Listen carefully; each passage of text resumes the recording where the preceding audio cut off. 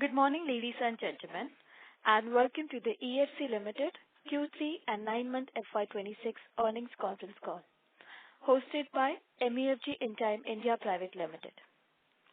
As a reminder, all participant lines will be in the listen-only mode, and there will be an opportunity for you to ask questions after the presentation concludes. Should you need assistance during this conference call, please signal an operator by pressing star then 0 on your touchtone phone. Please note that this conference is being recorded. I now hand the conference over to Ms. Kasturi Basu from MUFG Intime. Thank you, and over to you, ma'am. Thank you, Swapnali. Good morning, ladies and gentlemen, and welcome to Q3 and 9-month FY26 earnings conference call of EFC India Limited. To discuss this quarter's performance, we have from the management Mr. Umesh Sahai, Chairman and Managing Director, Mr. Nikhil Bhuta, Whole-time Director, Mr. Uday Vora, Chief Financial Officer, and Mr. Aman Gupta, Company Secretary. Before we proceed with this call, I would like to mention that some of the statements made in today's call may be forward-looking in nature and may involve risks and uncertainties. For more details, kindly refer to the investor presentation and other filings that can be found on the company's website and stock exchanges. With that, I would like to hand over the call to Mr. Umesh Sahai for his opening remarks. Thank you, and over to you, sir. Thank you, ma'am. Good morning. Good morning, ladies and gentlemen, and thank you for joining us for the Quarter 3 and 9-month Financial 26 earnings conference call today. We are happy to report another quarter of strong business and financial performance. The third quarter has once again demonstrated the strength of our integrated business model. We are no longer operating as isolated vertical. We are functioning as well-aligned ecosystem, where leasing, design and build and furniture reinforce each other. Our strategy have always been clear: build long-term annuity through leasing, capture execution value through interior design and turnkey solution, drive margin expansion through backward integration into furniture manufacturing. Today, we are seeing this strategic translate into consistent growth, stronger profitability, and improve operating leverage. What is particularly encouraging is the quality of business we are onboarding. Large enterprise mandate, integrated turnkey assignment, multi-city engagement, high-value client across segment. Our leasing platform gives us a predictable recurring revenue and continues to be the core of our ecosystem. Today, we operate in 11 cities with more than 73,000 seats under management. Our interior division delivered one of its strong quarter with 76% year-on-year growth in quarter 3 and 75% growth over 9 months. The business vertical enhanced client stickiness and scale of our consolidated operations. Our furniture business strengthened margin and cost efficiency and has picked up in momentum to grow rapidly quarter on quarter. The integrated real estate service model is not only driving current performance but also positioning us strongly for the upcoming quarter. We are confident about continued demand momentum, higher utilization and recent added capacity, strong execution pipeline, margin stability with upside potential. The managed workspace industry in India is growing steadily due to more outsourcing by companies, expansion of GCC, Global Capability Center, and increasing demand for flexible office spaces, which give us confidence in our long-term growth. Design and build industry for the commercial space also continue to grow with localization of business, with a global outlook pushing the demand of modern workspace, factory, data center, warehouse, and etc. And hence, this business vertical would continue to be our growth engine. Furniture industry is in the consolidation phase with organized player meeting the ever increasing Indian consumer demand by offering highest quality and design standard for furniture product. Ek Design, our furniture vertical, is setting those highest standards to be the leader in the furniture industry. Looking ahead, our focus will remain on expanding our integrated workspace ecosystem while maintaining profitability and operational discipline.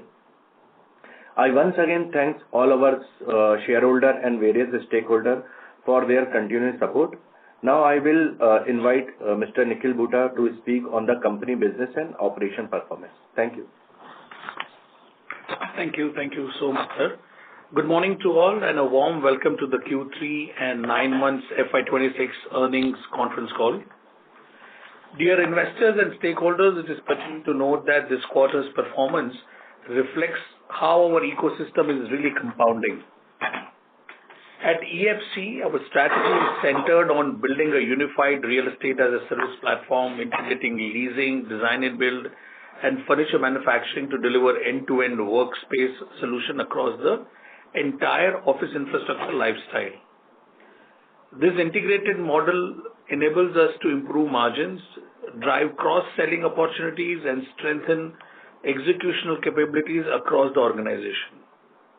I would briefly take you through the business and operational performance of EFC India Limited during Q3 and the 9-month period of FY26 and how our integrated ecosystem continues to scale across verticals. Leasing, the foundation. The leasing vertical remains the largest contributor to our operations.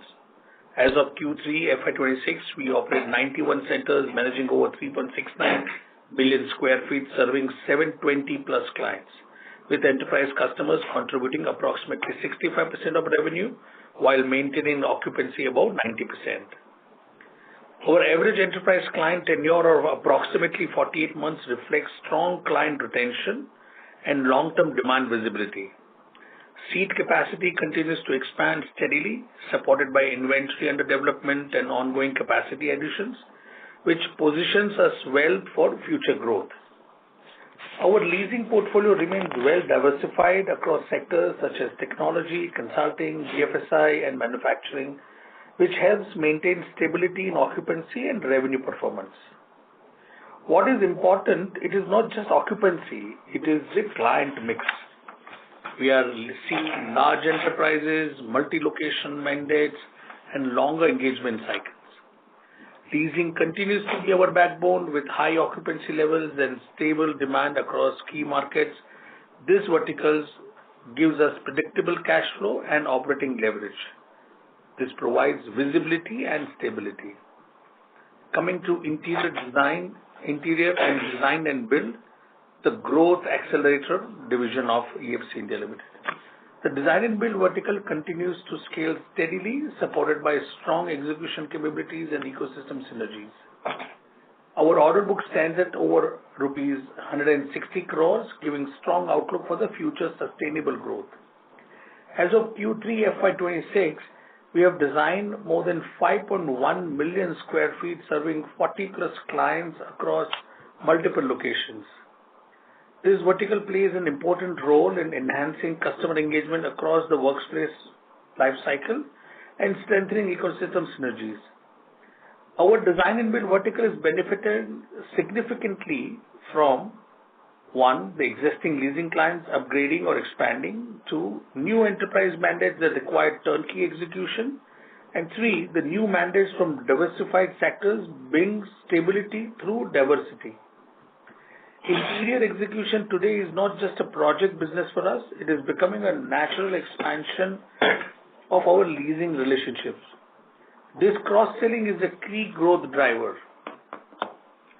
Coming to the third vertical, the furniture manufacturing, the margin lever for the company. Our furniture manufacturing business, Egg Design Industries Limited, continues to demonstrate strong operational progress and remains central to our backward integration strategy. The furniture manufacturing vertical has delivered over 50,000 plus units and offers 1,200 plus SKUs.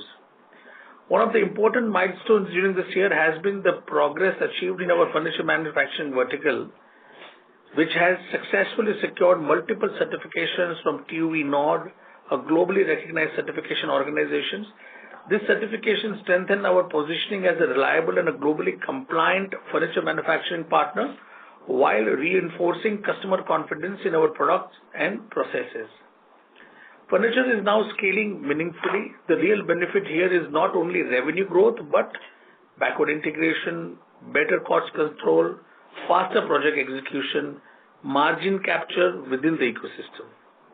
Instead of outsourcing, we are internalizing value. As utilization improves, this vertical will contribute disproportionately to margins. How the entire ecosystem is driving the momentum.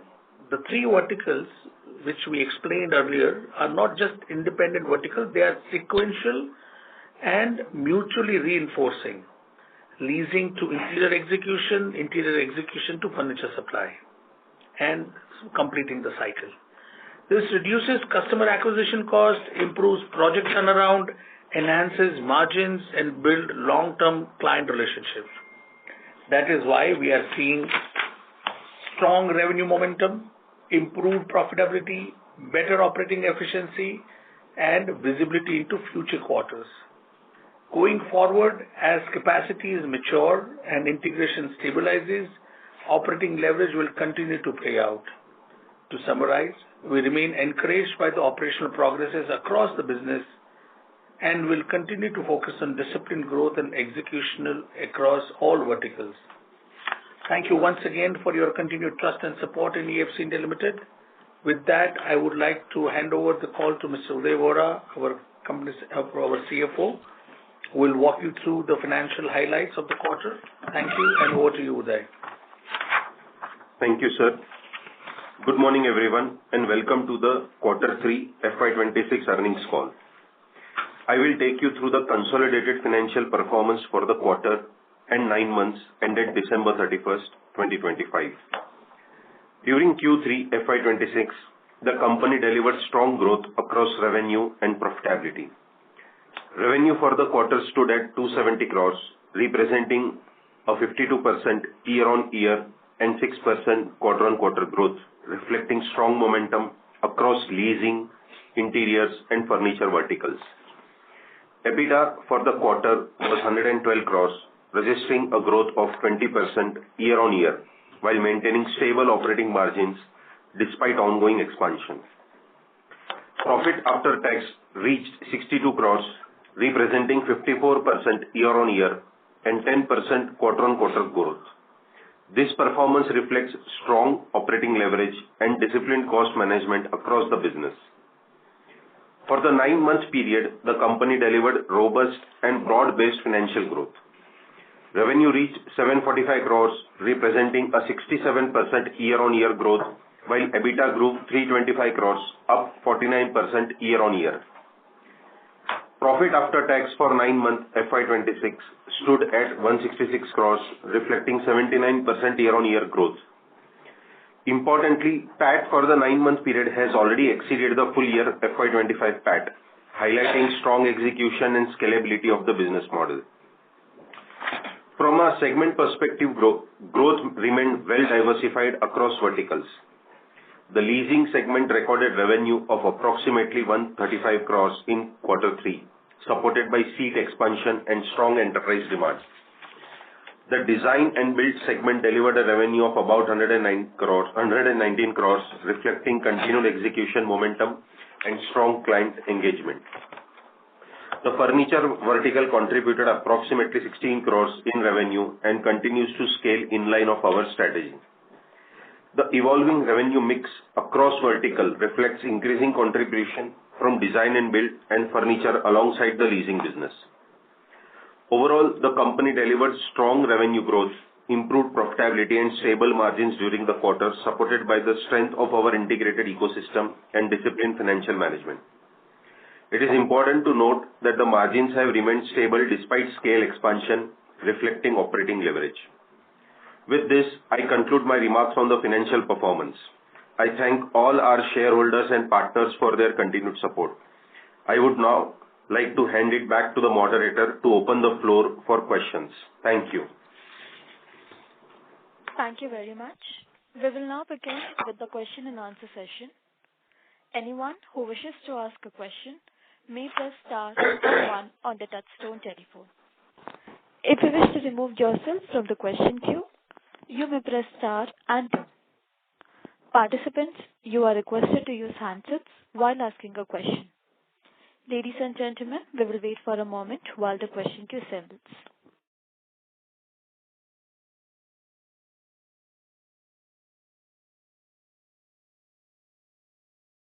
Participants, you may press star and one to ask a question.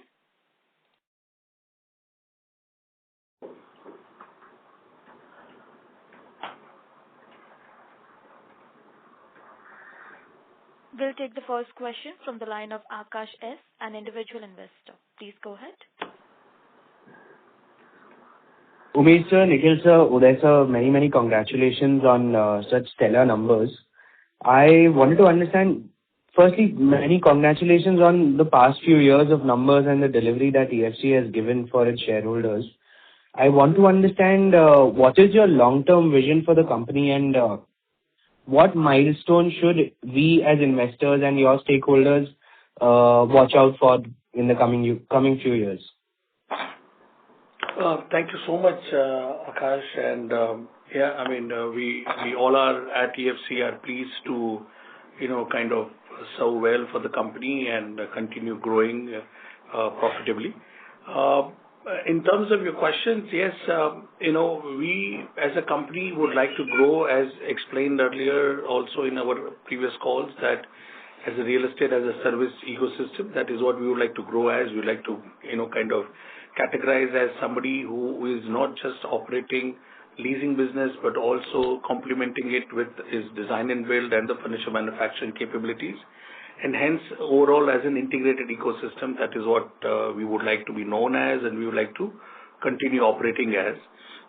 In terms of future milestones for growth, if you can look at it, how the leasing business is going in terms of we are, our MD, Mr. Umesh Sahai, has already kind of, through various of our initiatives made it clear that we are trying to grow from a leasing business more as an asset under management model, where we are trying to kind of build assets either on our books or through our, various available financial structures like, REITs, etc., and continue to grow the leasing business, because these all structures will become a feedstock for the leasing business, while both the other sectors, divisions, which is design and build and the furniture, would keep complementing, keep growing together, and we also want to keep them growing independently.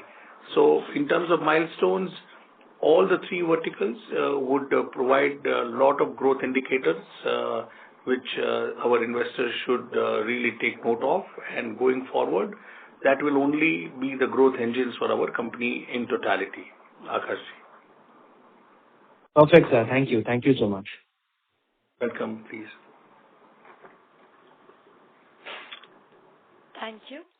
We'll take the next question from the line of Mohan Sharma from Tirupati Investments. Please go ahead. Thank you. Congratulations, EFC management, for the stellar performance. Further to last question, I would like to understand your furniture margin, which is quite healthy in Q3. Is this driven by one-off large order, or is it a sustainable run rate? What is the current capacity utilization at Tech Design? If you can put some light on it. Yes. Thank you, Mohanji. No, certainly the furniture margin, as Uday has also mentioned in his speech, this is continued to grow. This is continued to get consolidated because, once we improve our capacity utilization, the margins are going to get much stabilized and much improved. The current margin which you see in the current quarter is not of one-off order kind of contributing that. It is primarily because of the increase in the overall utilization that is helping us to, kind of achieve the better margins.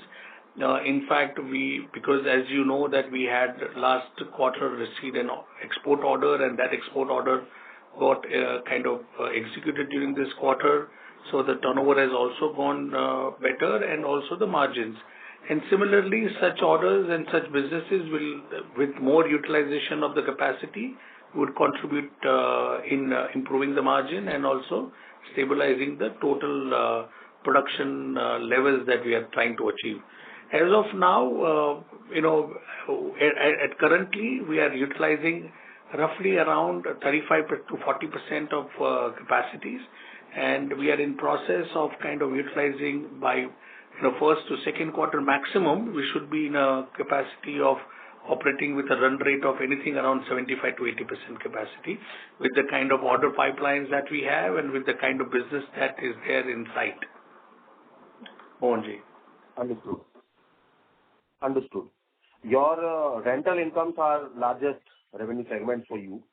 And what is the blended occupancy during last quarter? And what are you looking at in Q4? If you can put some. Sure. So, Mohanji, we typically always try to ensure that our blended occupancy would remain in and around 90%. I mean, obviously, that takes care of the situations where there are centers which keep coming up for operations during the quarter as well. But because of the overall occupancy levels that we maintain, we ensure that even the centers which come in for the occupancy during the quarter also, when you kind of blend them into the totality, still we maintain that higher occupancy levels of 90% upwards, and that will continue. And that is how our strategies are always. You see the way we expand, we don't go too aggressive on adding number of seats beyond the level. And hence, we are able to maintain this occupancy level, and which is what our target is always. So, yeah, I mean, going forward, and even currently, the blended occupancy would always remain around 90%. Okay. Coming back to my last question, which is related to interiors, what is your forward order book visibility for this segment? Because you have already shown a significant improvement in revenue and profitability in last quarter. So if you can put some light on what's like forward-looking order book visibility. Yeah, so we already have right now orders worth about 160 crore plus, which are under either under executions or about to start under execution during this quarter. And the way our orders are now getting lined up and the way we are securing orders with the team that we have already built and with the kind of client relationship that has already been established, we are very confident that every quarter we will be able to kind of run with minimum this levels of order books so that we will be able to achieve the growth and the target that is estimated for this division. So yes, as I said, for Q4 we have a order book of around 160 crore plus, and we expect to continue with the same kind of order books going forward as well. With the expected growth factoring into that. Thank you so much, Nikhilji. Thank you so much. Welcome, Mohanji.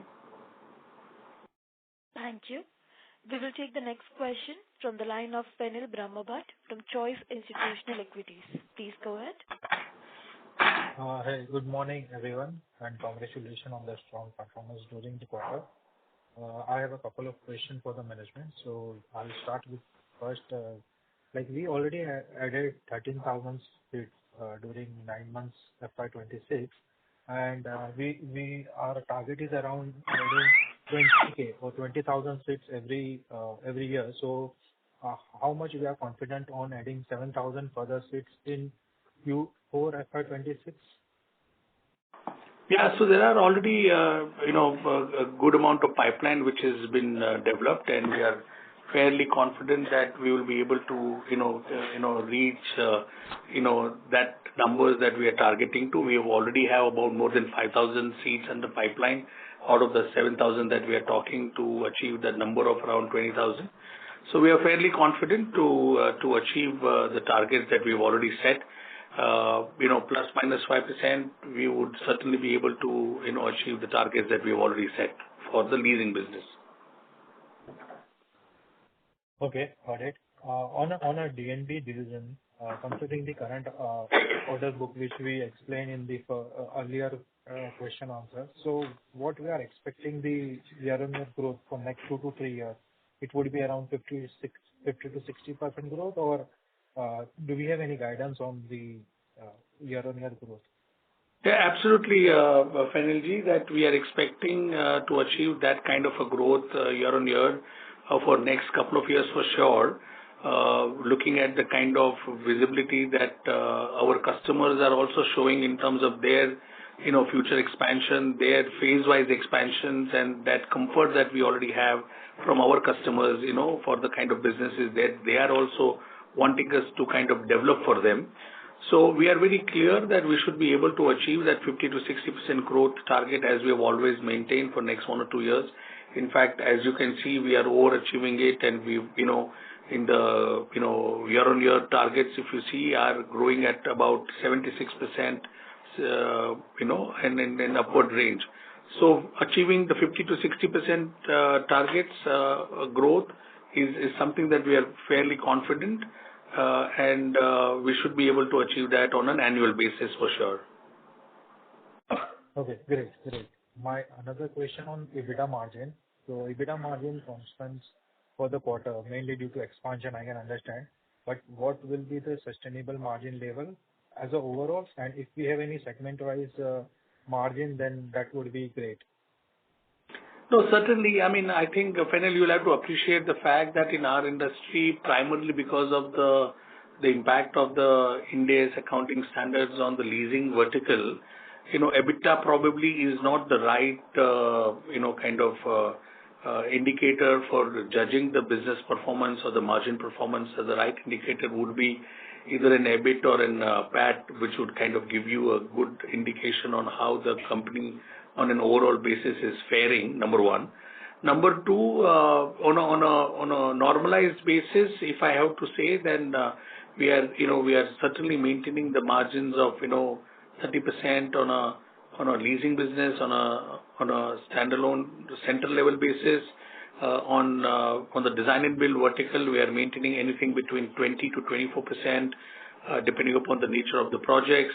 And on the furniture business, although it is little too early, because like I said, the capacity utilization is yet to achieve to its optimal level, but still we are confident that achieving a margin anything around 25% is certainly what we envisage as achievable based on the numbers that we see, based on how the factory operations are going on and the kind of overall efficiency that we are able to achieve now, because it is practically filling up the capacity very rapidly.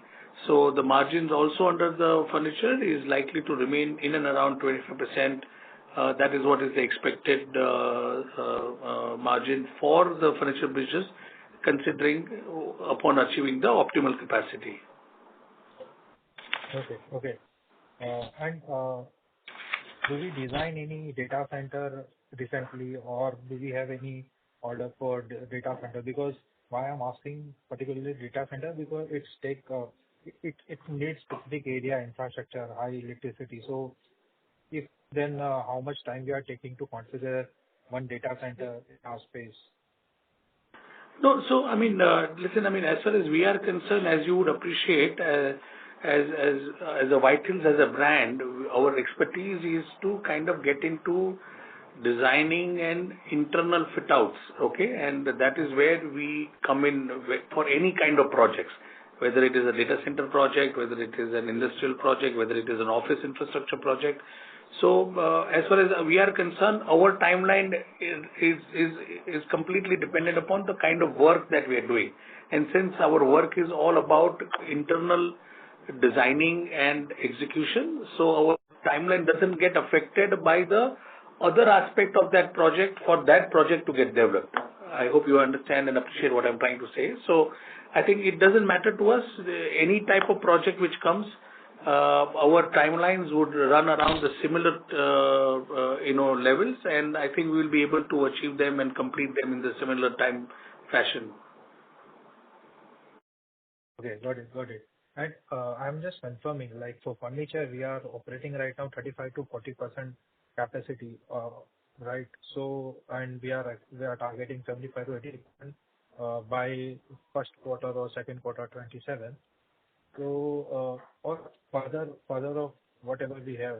So, do we have any expansion plan on the furniture segment, or any new plant or something is coming in the short-term period? And if yes, then how we are going to tackle those oversupply or whatever the new supply which is coming from that plant, considering the competition in the market and lower demand, and also anything on this? No, certainly. I think the expansion, first of all, in terms of achieving the 70 to 80% of capacity utilization, I think we should be able to do that by end of second quarter for sure.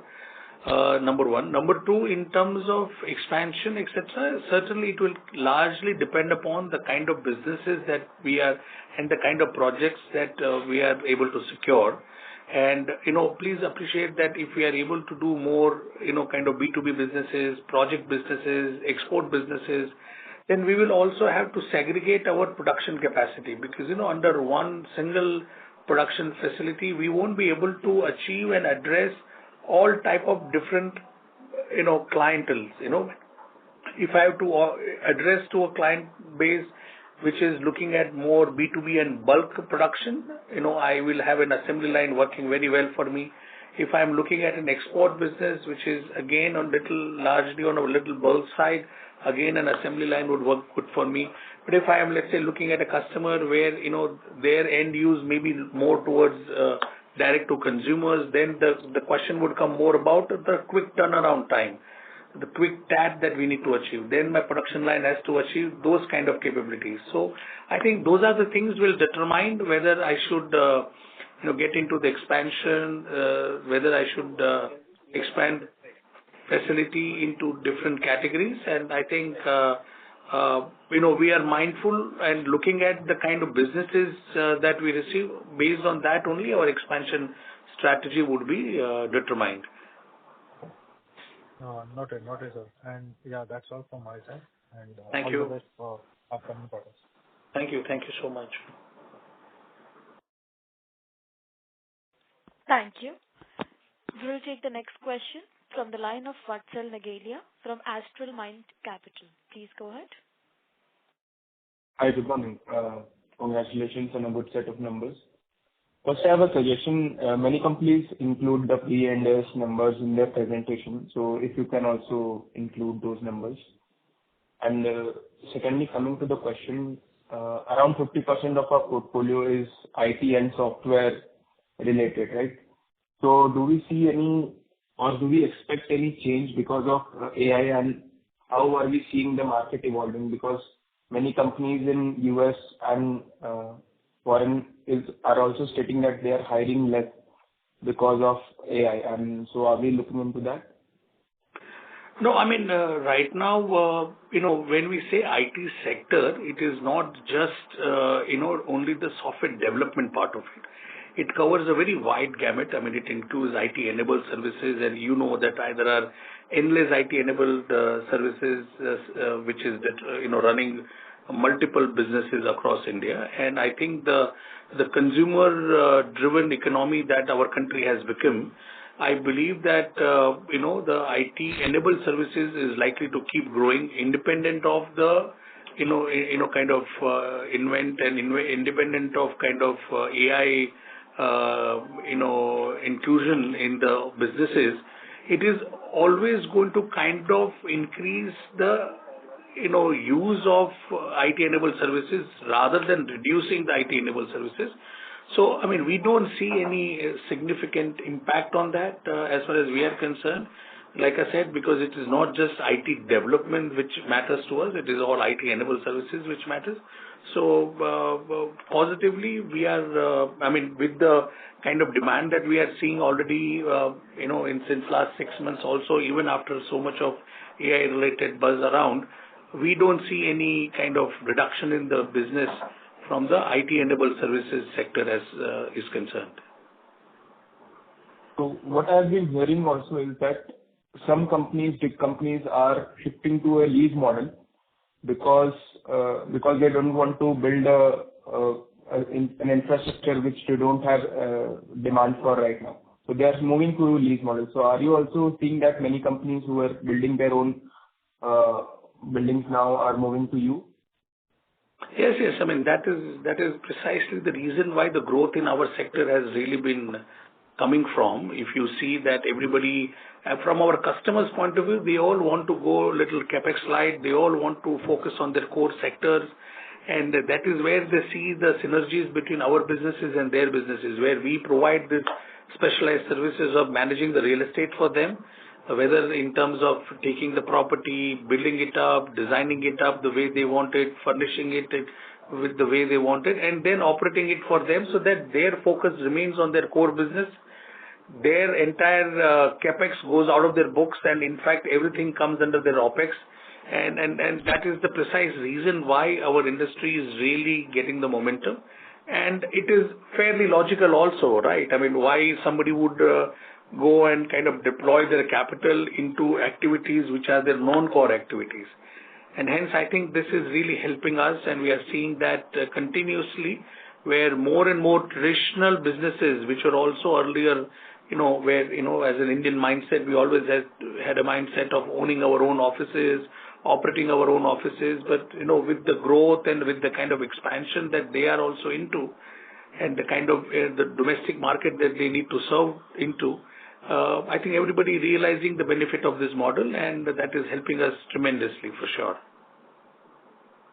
Also, one last thing I wanted to understand was that how are you, what role do you play in the data center space? I couldn't understand that. Oh, no. So what I try to explain is that we are agnostic to any projects. It doesn't matter to us whether it is a data center or a factory development or a healthcare center development or office infrastructure development or education institution development. What our strength is to do the interior design and build for any kind of infrastructure, any kind of commercial space that is given to us. We design them, we built it out as per the specs and the requirement of the client, and that's all that our strength is all about. Industry doesn't really affect us because our role is purely determined by the client based on the specifications and the design standards that are set by them. So that's what we try to explain, sir. Okay. Thank you so much. All the best. Welcome. Thank you. Thank you. We will take the next question from the line of Raj Saraf from Investors. Please go ahead. So, very good morning and congratulations on good sets of numbers. So, when you talk about the margin in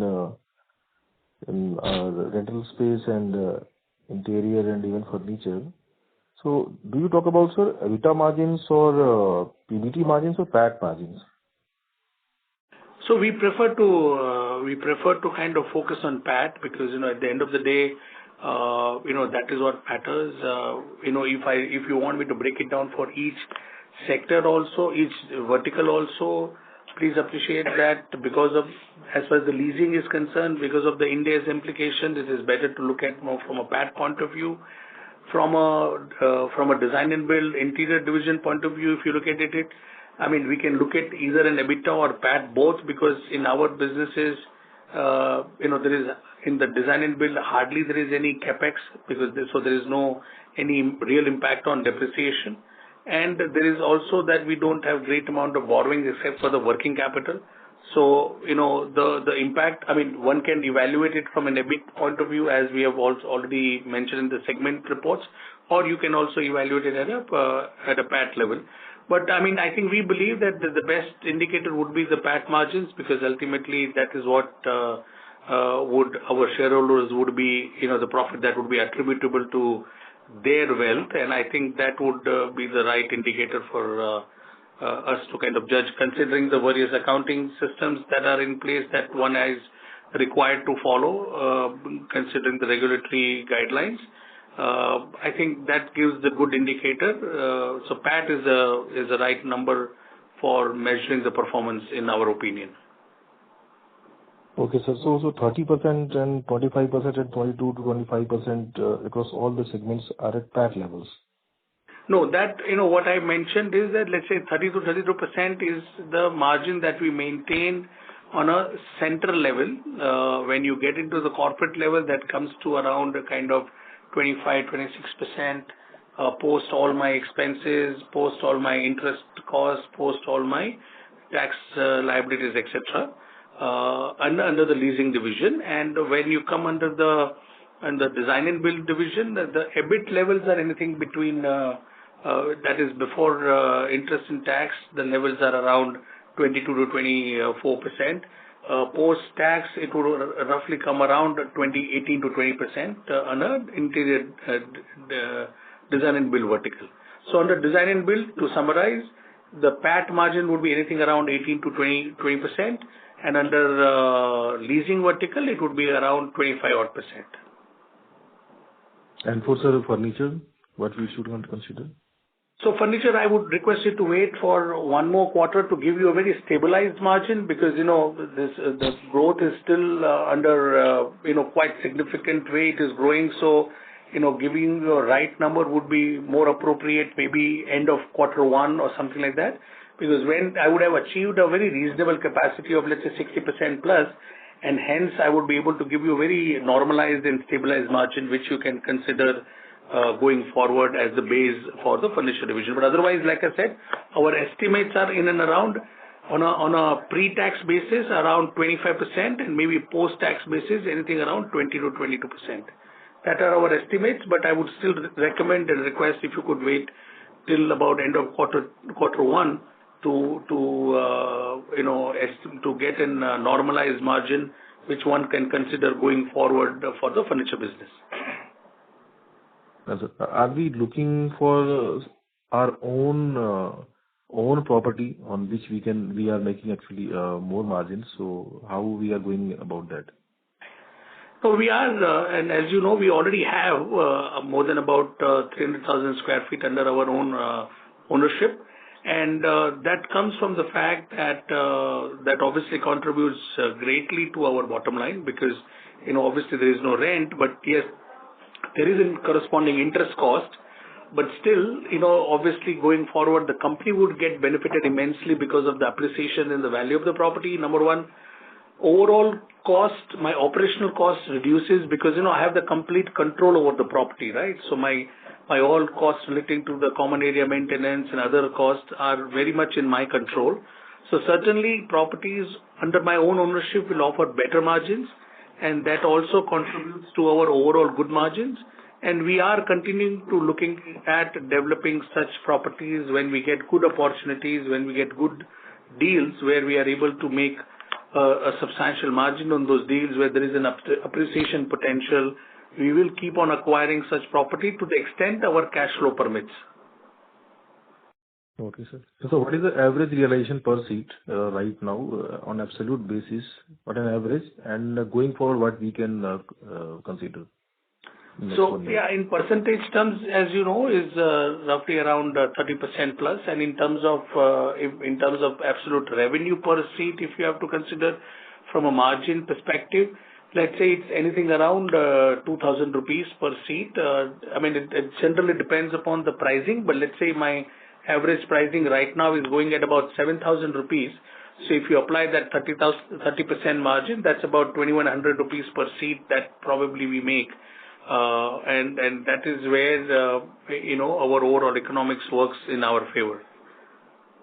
This is the last one. Is anything about REIT, sir? We are talking about the REIT from last 1 year. So what is the status on that? Yeah, we are talking about it, and why, there are, you have to appreciate that as a concept, the SM REIT is also evolving. The SEBI and the government is also coming up with various clarifications, various guidelines. And we are also mindful because, when we got ourselves incorporated, the regulations had very different, connotations, and now it is also matured now very well. And we are also have now sought opinions, legal opinions and clarity on the various aspects relating to the structures of the REIT. And we are very actively evaluating various opportunities. It would be inappropriate right now to tell you the timeline, but what we can see is that as a management, as I mentioned in my earlier statement, that we are very focused in building the asset under management, the portfolio of assets under our management, and we are taking steps to achieve that. And soon the company would be able to announce such opportunities as soon as they are able to see the commercial alignment and the profitability in those transactions.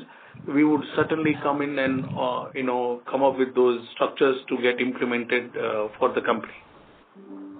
Okay. Thank you very much, sir, for replying all my questions, and good luck for next endeavors. Thank you so much. Thank you very much. Ladies and gentlemen, we will take that as the last question for today. And with that concludes the question and answer session. I now hand the conference over to Ms. Kasturi Basu for closing comments. Thank you, and over to you, ma'am. Thank you. I would like to thank the management for taking the time for their conference call today and also thank all the participants. If you have any queries, please feel free to contact us. We are MUFG In Time Private Limited, Investor Relations Advisors to EFC India Limited. Thank you once again. Thank you very much. On behalf of EFC Limited, that concludes this conference. Thank you all for joining us today, and you may now disconnect your lines.